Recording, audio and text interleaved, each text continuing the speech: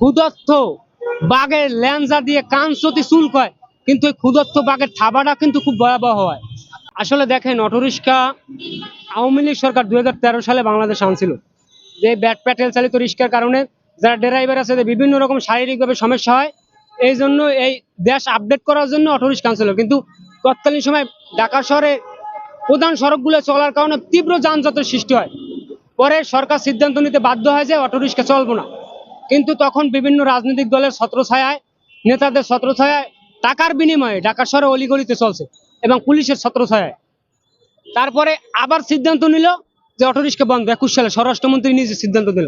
তখন আমার নেতৃত্বে প্রেস ক্লাবে প্রায় 20,000 মানুষ নিয়ে আমি এখানে এসে আন্দোলন করছি। পরে আওয়ামী লীগ সরকার সিদ্ধান্ত নিতে বাধ্য হলো না, চলবো, চলতেছিল। পরে কিছুদিন আগে আবার প্রধানমন্ত্রী নিজে রায় দিল যে অটোরিক্সা চলবো না, হাইকোর্টের রায়ের পর। পরে আবার আমরা মিরপুর সহ বিভিন্ন জায়গায় আন্দোলনের পরে আবার প্রধানমন্ত্রী শেখ হাসিনা বলল যে চলবো, তখন চলতেছে। কিন্তু এই অটোরিক্সাগুলো বেশিটা সমস্যা হইতেছে এই যে কারফিউ দিল সরকার ছাত্র আন্দোলনের সময়।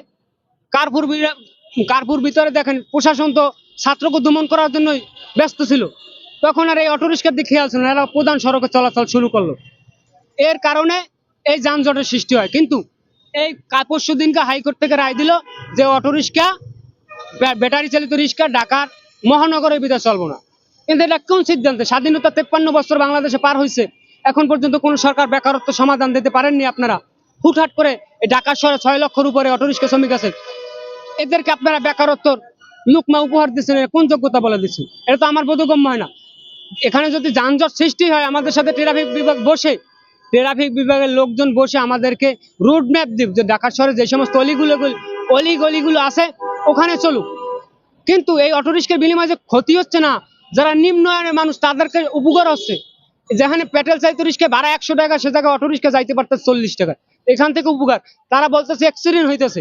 অ্যাক্সিডেন্ট তো বাসের তলে পড়ে মানুষ মরে, ট্রাকের তলে পড়ে মানুষ মরে, বিমান দুর্ঘটনায় মানুষ মরে। কই পৃথিবীর ইতিহাসে দেখেন বিমান চলাচল বন্ধ হয়েছে নি, বাস চলাচল বন্ধ হয়েছে নি, ট্রাক বন্ধ হয়েছে নি, কিন্তু অটোরিক্সার তলে পড়ে স্পট ডেট এখন পর্যন্ত কোনো মানুষ হয় নাই। পথ পদবি পাওয়ার জন্য আমরা সংগ্রাম, এই যে পরিবারের মুখে 2 বেলা আহার জোগানোর জন্য এত কষ্ট করি, পরিবার পরিজন নিয়ে ভালো থাকার জন্য চেষ্টা করি। কিন্তু সেই জায়গায় আপনারা কি করলেন? আমাদের রুজির জায়গায় হাত দিলেন। কিন্তু আপনারা জানেন, ক্ষুদত্ত বাঘের ল্যাঞ্জা দিয়ে কান সতি চুল কয়, কিন্তু এই ক্ষুদত্ত বাঘের থাবাটা কিন্তু খুব ভয়াবহ হয়। রঞ্জিত কিছু লোক আছে, এদের মাধ্যমে হচ্ছে। দেখেন, অটোরিক্সা শ্রমিকদের সাথে আমি বিভিন্ন রকমের কথা বলছি, তাদের নেতাদের সাথেও কথা বলছি। তারা বলছে ভাই আপনাদের সাথে আমাদের কোনো বিরূপ নাই, আপনারা যদি অলিগলিতে চালান আমাদের কোনো আপত্তি নেই, কিন্তু আপনারা উপরে আসেন না। আমি এই দাবির সাথে একমত। কিন্তু এই যে ভাঙচুরগুলো তারা মিরপুর সহ বিভিন্ন জায়গায় করছে, কালকে এই যে দয়াগঞ্জে ওসি সহ মারছে, থানার ওসিরে পর্যন্ত অটোরিক্সা শ্রমিকরা মারছে। এখানে বলবো একটা সূক্ষ্ম রাজনৈতিক পরিকল্পনা চলতেছে। দেখেন, আওয়ামী লীগ সরকার কিন্তু একটা খুনি সরকার ছিল, ফ্যাসিস্ট সরকার ছিল।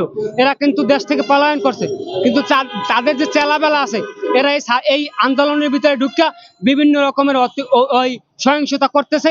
এদের মাধ্যমে এই দায়ী আমরা অটোরিক্সা শ্রমিকরা নেব না। অটোরিক্সা শ্রমিকদেরকে বলবো আপনারা শান্তিপূর্ণভাবে আন্দোলন করেন, কিন্তু যারা এই সমস্ত ভাঙচুর করবে তাদেরকে আপনার প্রশাসনের হাতে হস্তান্তর করেন।